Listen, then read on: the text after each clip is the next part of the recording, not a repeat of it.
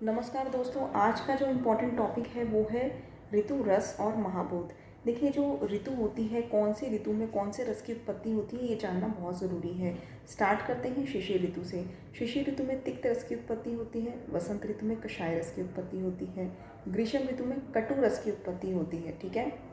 इसके बाद शरद ऋतु में लवण रस की उत्पत्ति होती है, हेमंत ऋतु में मधुर रस की उत्पत्ति होती है, वर्षा ऋतु में अमल रस की उत्पत्ति होती है। ये आपको याद रखना है। ठीक है।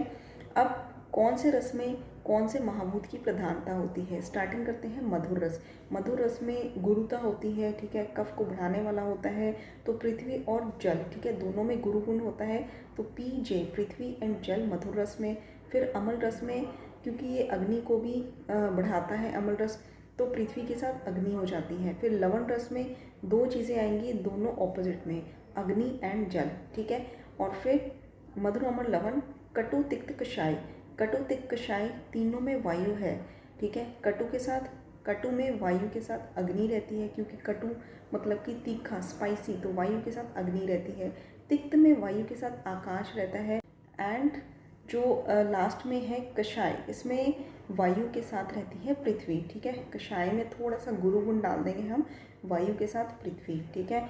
एंड इसके बाद है कि कौन सा जो सत्व, रज, तम, ये तीनों महागुण होते हैं, तो कौन से दोष में कौन सा महागुण जो है इसकी अधिकता रहती है। तो वायु में रज महागुण की अधिकता रहती है, पित्त में सत्व की अधिकता रहती है, कफ में, जिसमें आलस्य पड़ा रहता है, तो उसमें तम की अधिकता रहती है। एंड कौन से महाभूत में कौन से महागुण की अधिकता रहती है। देखिए, वायु है महाभूत, उसमें रज की अधिकता रहती है। एंड आकाश में सत्व की अधिकता रहती है।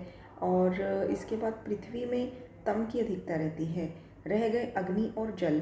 अग्नि में और जल में दोनों में सत्व होता है। फर्क इतना है कि अग्नि में सत्व के साथ रज होता है, जल में सत्व के साथ तम होता है।